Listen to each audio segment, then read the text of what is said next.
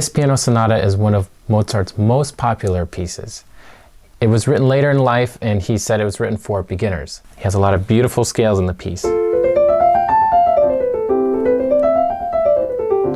Just straight up and down, these beautiful, gorgeous scales.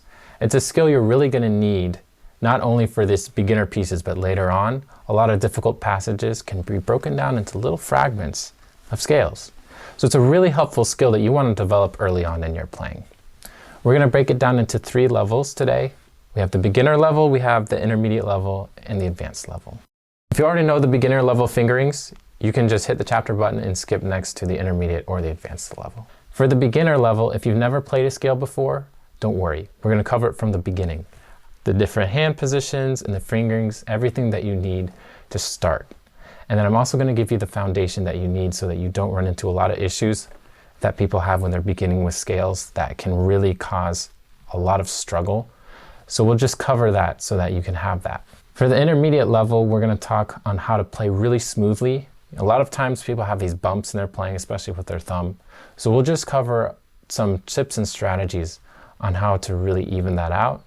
And we'll talk about how to put your hands together when you're playing, because that's really difficult. For the advanced level, we're going to talk about how to really take it to the next level in terms of if you want to play fast, you need to play really evenly, really precise. Every finger should feel the same as every other finger. And so I'll give you a lot of good tips, a lot of difficult drills that will help you to develop and take it to the next level. Let's start with the beginner level. So first of all, it's really simple. Every scale has 7 different notes. 2, 3, 4, 5, 6, 7. And then it repeats itself 1, 2, 3, 4, 5, 6, 7 as many times as you like, right? You could go infinitely, except that you run out of keys. So 7 is divisible in 2 only by 3 and 4. So the way this pattern goes is you alternate fingers 1, 2, 3, and then 1, 2, 3, 4. You might think that you have to cross your thumb under, but it's better to start without that. So all you're going to do is you're going to play 1, 2, 3 on C, C, D, E, and you're just going to shift your hand over to F with your thumb. 1, 2, 3, 4. Shift up to the next C. 1, 2, 3. Next one. 1, 2, 3, 4. And whenever you want to stop, that's when your pinky comes in. And then we come back down. We do this backwards. 4, 3, 2, 1. Shift to your 3rd finger on E. 3, 2, 1. 4th finger on B. 4, 3, 2, 1. And once again, 3, 2, 1. The left hand is just the inverse of this. So you start with your pinky on C. 4, 3, 2, 1. Shift your 3rd finger to A. 3, 2, 1. 4th finger to D. 4, 3, 2, 1. 3, 2, 1. And then the way back down was the same as the right hand as it was going up. So 1, 2, 3. 1, 2, 3, 4. 1, 2, 3. 1, 2, 3, 4, 5, right? So all you're doing is you're just shifting your hand to each position like this. You're going to shift straight side to side. The less you pick up your hand, the better. So practice both hands that way until this gets really comfortable. That's the first step, okay? Once you're ready, we can start adding in the thumb cross. And the way this goes is there's 2 motions that happen. A lot of people conflate them into one motion, but there's 2. The first motion is you move your thumb, just like this. You play the first 3 notes, high wrist, and your thumb just tucks in to the F. A lot of issues people have is they twist their arm all the way to the side like this. The thing is, your thumb is really built to just shift in like this, right? All the other fingers move up and down. This thumb is different. So you only need to move your wrist a very minimal amount, like this much, right? And your thumb should be able to tuck till it's touching F. You can play that, and then we have the next motion, which is to pick up these 2 fingers here and just shift them over to G and A. The next one, we have to move a little bit further, but it's the same idea. And then you pick up these fingers to here.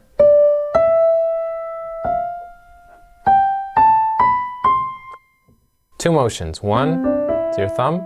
2 is your other fingers.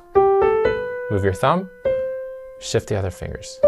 Move your thumb, shift the other fingers. The faster you go, the more you'll find that your thumb can start shifting as you're playing these 3 notes. So the only motion you really have to focus on is picking up these fingers. On the way down, we're going to do this kind of in reverse. So we start up here, go all the way down to your thumb. Then the first motion is to pick these 2 fingers up and over, and then to bring your thumb back out. Fingers over, thumb out. Fingers over, thumb out. Left hand, fingers over, thumb out. Over, out. Over, out. On the way down, thumb goes in, fingers go over. In, over. In, over. Sometimes it's hard to move the thumb if your wrist is too far down. So make sure that you bring your wrist up and you kind of create this opening with the curve of your finger, and your thumb just fits right in. A little bit forward, right? If you're too far back, there's no space. If you're too low, there's no space. So just make sure you give your thumb space to move in. The last thing you want to do is try to put your hands together a little bit. So you want to take this apart bit by bit. We'll just do 1 octave at first. Stop when you get to the first thumb crossing. Okay, that's right here. Move your right hand thumb in. Right hand fingers over. Stop here. That's the next thumb crossing. Left hand fingers over. Thumb out. Stop here again on the way down. Thumb in. Fingers over. Stop again. Right hand over. Out. The reason putting your hands together is so hard is because there are so many of these checkpoints that you need to get through. And you want to break apart every motion, because it's really difficult when you start putting them all together and you try to put all these motions into one thing. It's really difficult. Just separate it out and take your time. Master each of these motions by itself, and then you can start to put it all together.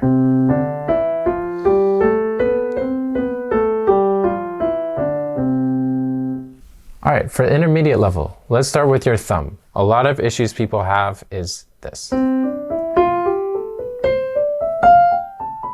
Your thumb is really heavy and you're working really hard to get that thumb crossing in, and you're just hammering it.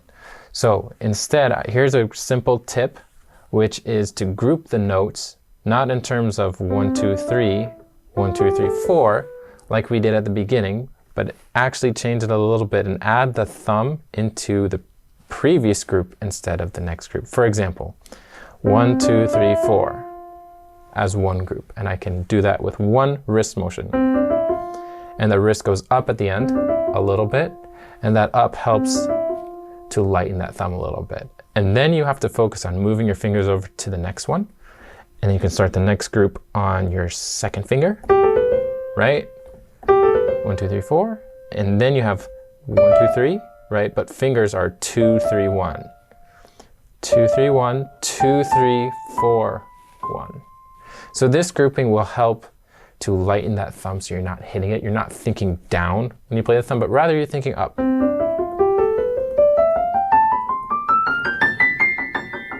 On the way down, it's not so much of an issue because the thumb is already at the end of that group. You just want to make sure that you're still kind of moving your wrist up when you play that thumb.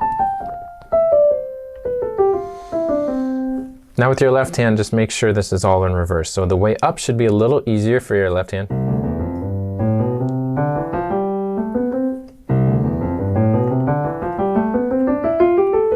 Not too hard. The way down, 1, 2, 3, 1, right? Again, so this time, you're crossing your thumb first as a part of that motion, like we did before, and then you bring your fingers over. So then we have this smooth scale.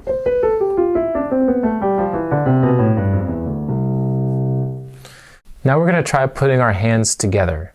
And one of the things that's a little bit easier to do is to do contrary motion, where you go out and in instead of parallel motion together.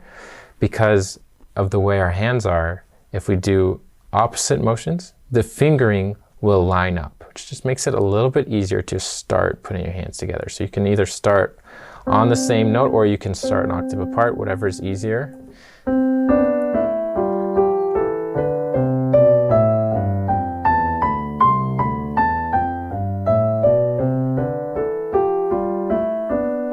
Right? If that's a little bit difficult, just pause at each crossing.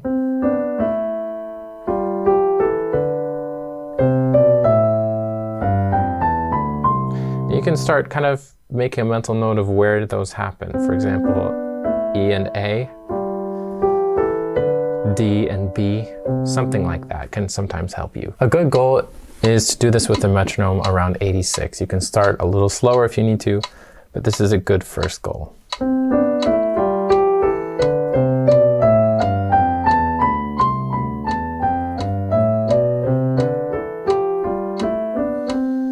Just 8 notes. The next goal is to do 2 hands together, parallel motion, so the same direction. The first thing you want to do again is pause at each crossing. There's one here, there's one here, there's one here, there's one here, there's one here, there's one here. You can see there's a lot of different areas you really want to stop at each one to make sure you have smooth motion before you start to basically take that time between each grouping and diminish that time until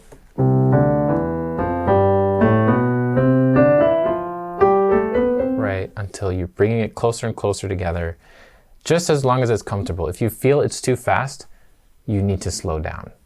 You don't want to move on to the next group until you're perfectly mentally ready, because this is going to develop the smoothness that you need in order to do things without stopping.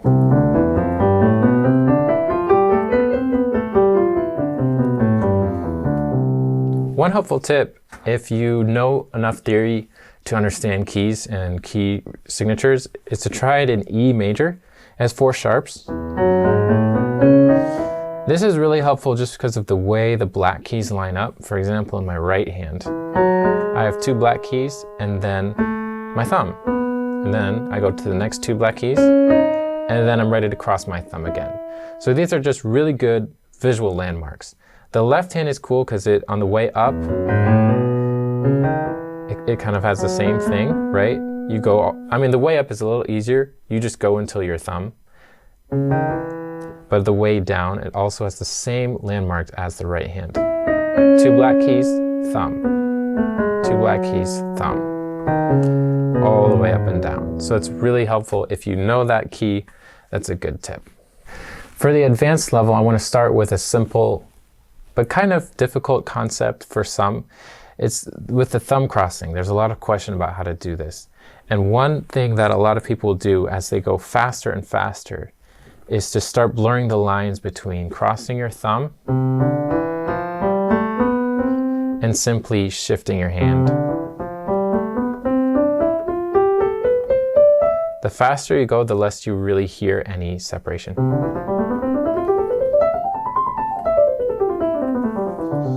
So there's a little bit of a balance between, are you actually connecting this finger to your thumb, or are you separating it?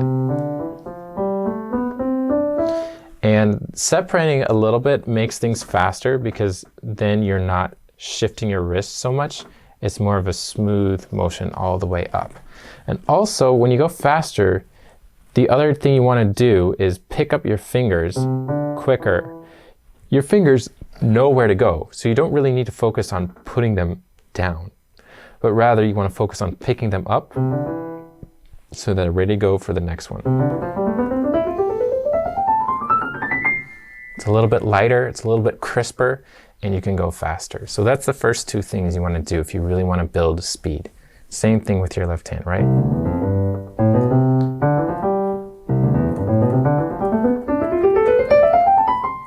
Another really good thing you want to practice in order to build the independence in your fingers is to group it into different metric groupings. So for example, you can practice it in triplets or quadruplets or quintuplets, etc., so on and so forth. And that will put the emphasis on different notes throughout and different fingers. So it'll force you to develop really good evenness. So let's start with using the metronome to give us a good pulse. So I like to try this at 50 beats per minute. It's nice and slow. And I'm going to just show you what this looks like, starting with triplets and going all the way up to 8. So I'll just play through them all and then we'll talk about it.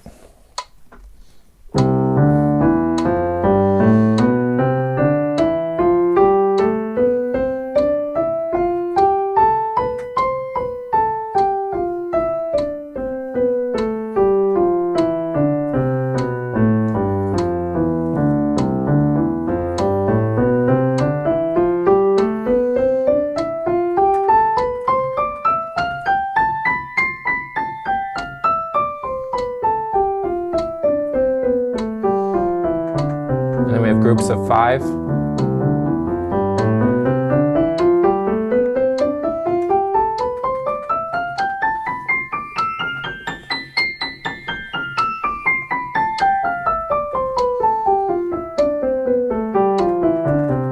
Six.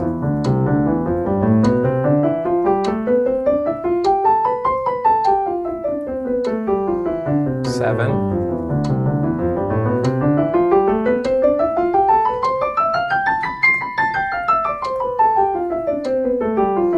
And 8.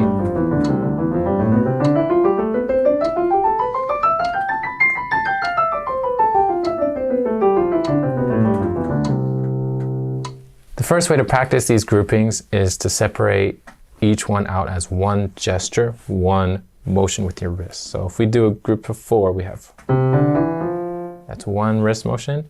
You have to start the next one on the right fingering.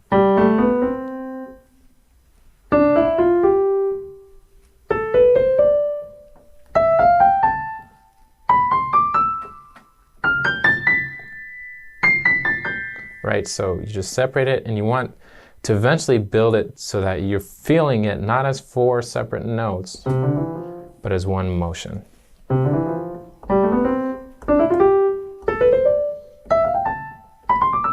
But that takes time, so make sure you slow down, do it with each hand.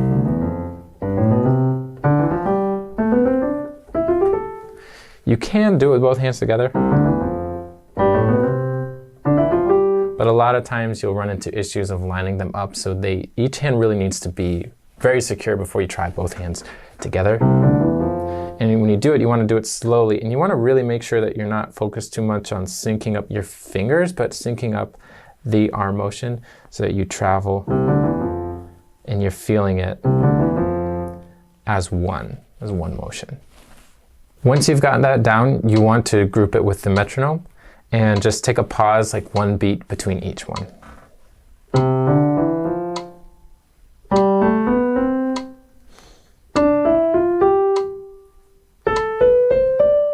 Another thing you can do is you can add the first note of the next group, like this. And that becomes the first group of the next one.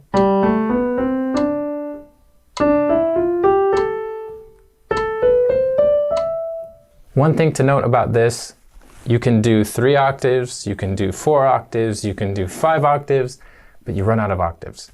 So when I get to 6, I usually just do 3 octaves because it's divisible by 6. 7 notes, you can do any amount you want because there are only 7 notes. And then for 8, again, I do 4 octaves because you can just divide that in half. And you'll end up, if you do that, landing back right on the beat where you need to be. The next step with this is to try polyrhythms. Okay, so this is like 3 against 4, 3 against 5, 4 against 5. Those sorts of things. It kind of sounds like this.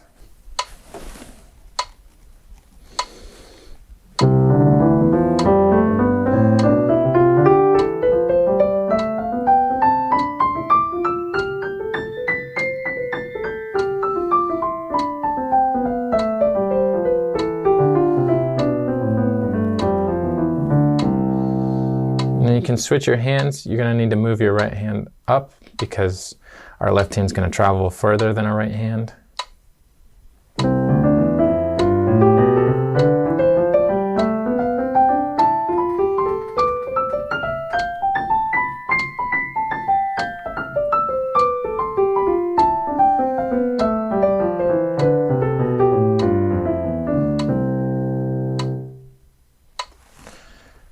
You You can try 3 against 5.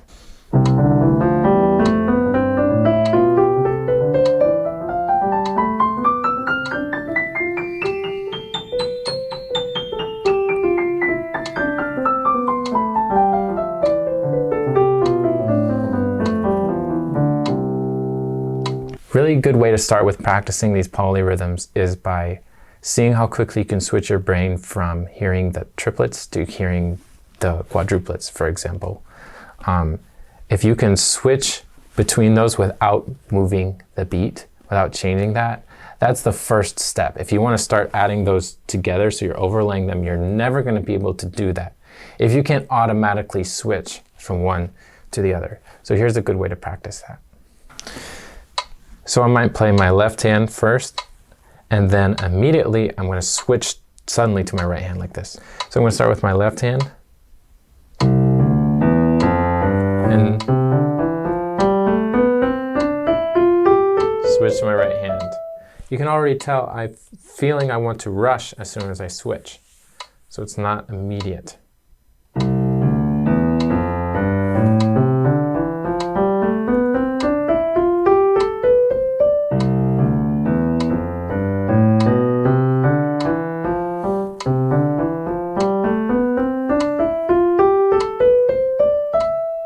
You can try starting them together.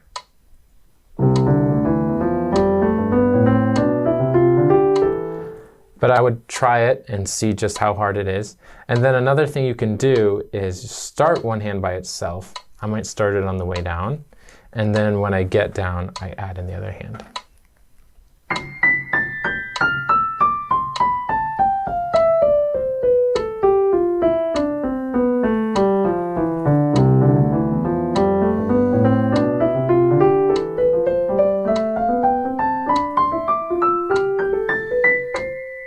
The reason you might find this helpful is because it's easy if one hand can go on autopilot, and then all you have to focus on is adding that second rhythm in and locking that in. Otherwise, you have to focus on starting 2 rhythms at once, which is a lot to handle.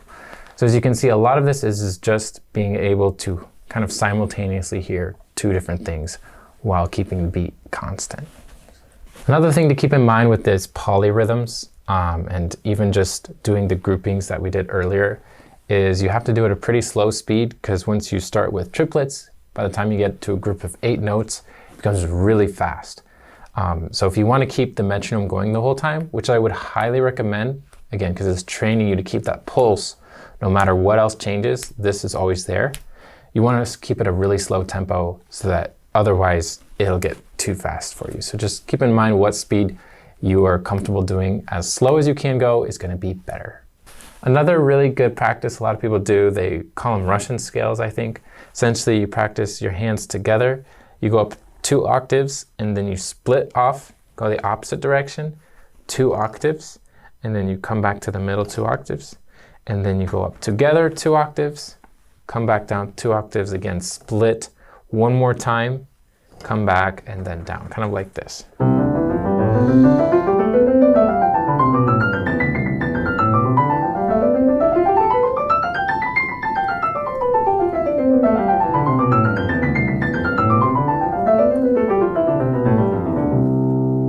This is just really good training for your hand independence. You know, how well can you switch from going the same direction to opposites and on all that. It's a really good skill to have in your arsenal. So we covered 3 levels of playing scales. So wherever you are in that, if you're in the beginning, in the middle, you can build all your way up through it and just take your time. It takes a long time, so be patient. Practice consistently every day, a little bit here and a little bit there, and you'll see a lot of progress over time. So comment any questions you have for us. We're happy to answer always, and happy practicing.